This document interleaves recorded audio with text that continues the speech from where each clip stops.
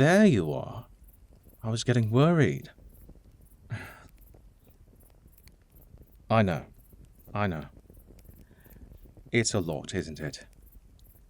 The city, the people, the everything, the noise. Yeah. I found myself overwhelmed by it frequently. Well, and water deep anyways. Are you going to be okay? That's fine. You don't have to be okay right away. I just want you to know that I'm here for you. Okay? Good. Let's take a deep breath. In. Hold it. Hold the breath. And out. There we go. In. Hold it. And out. Do a few more of those, okay? Well, this may surprise you, in fact, but there are a number of books on the topic. Books which I have read, admittedly, because, well, to be quite frank, I suffer from similar problems. What? You think I live in a tower because I like people? Nah, Tara's one of the only people I tolerate. You as well, of course. But no, sometimes I prefer solitude to large groups of people, or simply the company of a preferred person at the time, over being in a crowd and being surrounded by people that I'm just noisy. The worst of it is when I have to actually socially interact with someone. Oof. Gods forbid I'm ever put in that situation. Well, I think about deep breathing, reading some of my favorite books, old facts found in ancient tomes, or new scientific or geographic discoveries. Yes, the occasional novel here and there is indeed a fun thing. Sometimes I think back to my favorite parts in those. My favorite parts? The happy endings. The reassuring part that no matter how rough the middle or even the beginning is, things can always get better. Now, sometimes it takes the hero doing something they don't want to do, making a sacrifice, being bold, changing their perspective on the world and themselves, healing through whatever issues they've been through. And that's difficult. Sometimes the hero has to forgive themselves and move on with their lives. And trust me, forgiving yourself about the past, about what was done to you, sometimes it feels like a 12th level spell. Absolutely impossible to pull off. Magic so powerful, the goddess of magic herself banned it from all wizards and sorcerers and spellcasters. You'd think it would take divine intervention for something like that to happen. But the truth is it's much simpler, really. Overcoming things is difficult, and it's much harder to do alone. Which is why I consider myself so fortunate that I have you. Even if we are just friends at the moment, I do feel fortunate to have you in my life. You've given me so much perspective. You've been an ear I can tell my thoughts and ridiculous lore to. And I like to think that I've been the same to you. Good. Is there anything you need right now? I'll leave you be for a bit then. Or perhaps I'll get someone else to help. Well, as fun as I am to be around, something tells me you're afraid of opening up to me. I know. I'm nervous too. Nervous about being judged. But I think there's someone here who's never afraid of that sort of thing, and who's never going to judge you for it. I'll go get him.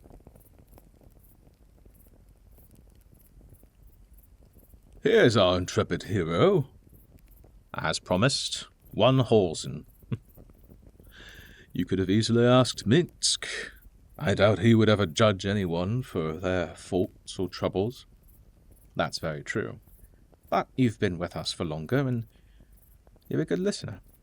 I do appreciate it, Gale. And you know you are always free to come to me with any thoughts you have. Or desires. Ah, yes. Perhaps we shall focus more on the thoughts aspect. Whatever would help you. Now, let me get on your level. Have a nice seat here. Care to join us, Gale? Oh, I'll find a chair. Be right back. I enjoy floor days too. Just sitting or laying on the earth, feeling the world around me. Yes, sometimes everything that happens in the world can be overstimulating, wild, even in the midst of a forest. But I always take comfort that in nature everything is doing its role. It is indeed chaotic. In the forest, in the fields, in deep oceans or high mountains. Chaos is natural, and nature is chaotic. I've adapted to that kind of mayhem. I'm still adjusting myself to large crowds of chattering people, stones and wood that is not alive. Nothing but the people, or the rats, I suppose, is alive here in Baldur's Gate. I feel no connection here. You need not apologize.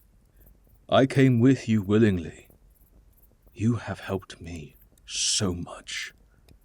How could I not do the same for you? And besides, the cult of the Absolute is indeed a dangerous threat. If I did not do my utmost to stand against the peril to all the people of this city, of the world, and nature, I would never forgive myself. But enough about me. Tell me what's been on your mind.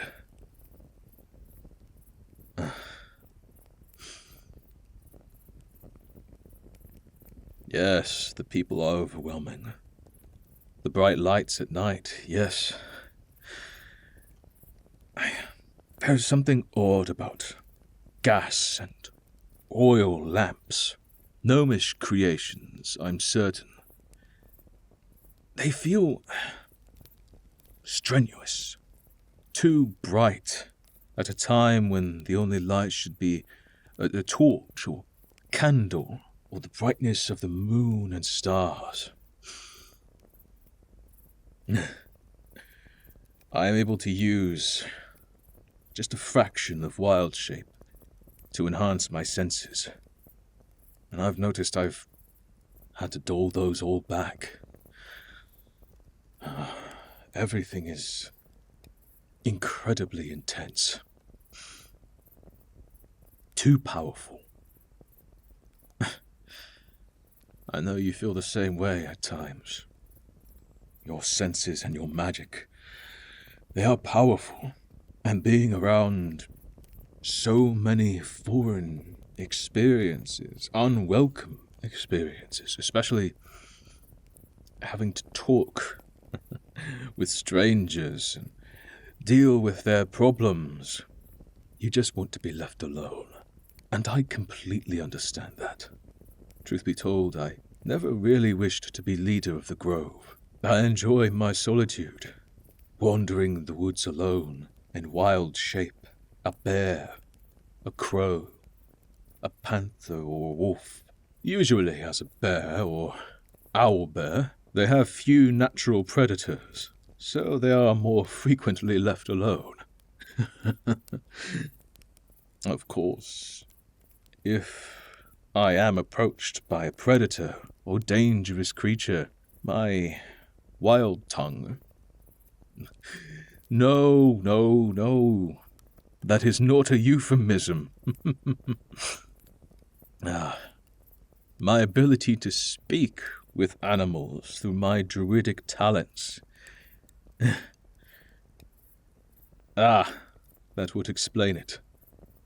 I'm not familiar with official terms that bards and wizards may use for it, but yes, oft-times I am able to speak with the other creatures around me to let them know I pose no threat, that I am not on the hunt, nor on the prowl to defend territory. I am simply there to find peace, and animals are often far more understanding of the need for peace than humans are. With humans, elves, dwarves, what have you, looking for peace seems strange. As though there is something wrong with not wanting hectic chaos in one's life. The Grove was not often chaotic. It was a good, quiet place, able to be self-managed by individuals who also wished to be closer to nature. Though many times I never had to get involved in anything at all. And when I did, I would always do so with fair and wise judgment. At least I try to think that I did. You are kind to say so, my friend. I hope, if it is not your desire, that you never find yourself in a position of leadership or having to manage so many others. It is chaotic and difficult, I find often. That is not to say I do not enjoy the company of people I care for, but sometimes I need a moment to walk alone. Other times, I desire to walk with those I care for, those I hold close in my heart, those like you. Oh, I'm just thinking. Whatever would someone think if they saw someone walking through the woods, conversing with a bear that seemed to be conversing back? Or perhaps they walk silently in peace, merely enjoying and embracing each other's company and camaraderie. Yes, I suppose you could also become a bear if you so chose. Well, even if you can't at the moment, there is always the possibility for you to master such an ability. You are clever enough and versatile enough to do so, even if you choose not to be a druid. And if you do choose to change and be a druid, I will be right there to help you. I find myself a far better teacher when there is only one student to teach, rather than an entire group. There's that smile I love to see. I see I made the right choice getting Halsin for you. Yes. I'm discovering I have more in common with them than I previously thought. Really? Is that so? Fear not. I will not tread in your territory unless you both desire it. Well, that is a conversation for another time, but I like to think we can all be cordial, all be friends here. You are indeed correct. We are all friends, and we all care for one another. I find these statements to be true and factual, and I have an idea. I want you to feel open and free and not constrained. And I know I have my tendencies with you, but I don't want you to feel like I'm another overbearing, overstimulating thing in your life that you feel obligated or burdened by. No, instead I want you to feel free and safe and happy. So maybe the two of you can take a nice walk in nature. Something nice and quiet, perhaps. Something peaceful to enjoy the weather. It is a rather lovely day. It is, Gale. And I feel like you could also benefit from the fruits of nature. Perhaps another time. I need to think on certain things and really work on myself. I am always here to assist with that as well. Perhaps, after our dear friend takes a walk in nature with me, you can do the same. I wouldn't mind that. Or perhaps the two of you can simply cuddle together, and you can read to her. I would like that, really. Talking about our favourite books together. Maybe reading a new one that I haven't read before. See? It will be a beneficial experience for you both, and you can sit together and enjoy the sounds of each other's voice for the long hours into the night, before the moon and stars rise far from the city, and you can enjoy those moments of peace you need. You as well, Halsin. Well, shall we be on our way, my dearest friend? Excellent. And never you fear. I shall have you back in more than enough time to enjoy Gale's exquisite cooking. It's nice to actually be able to buy ingredients from somewhere, instead of having to scavenge for them. Perhaps on our hike through the woods, I can find some other exquisite spices. Nothing toxic, I hope. I would never do that. I am not Minthara. That's very true. Well, I'll trust your exquisite nose and senses to find us something spectacular. And I trust your intellect and memory to be able to make something extraordinary for us and for our dearest friend. I won't disappoint either of you. Have an amazing time.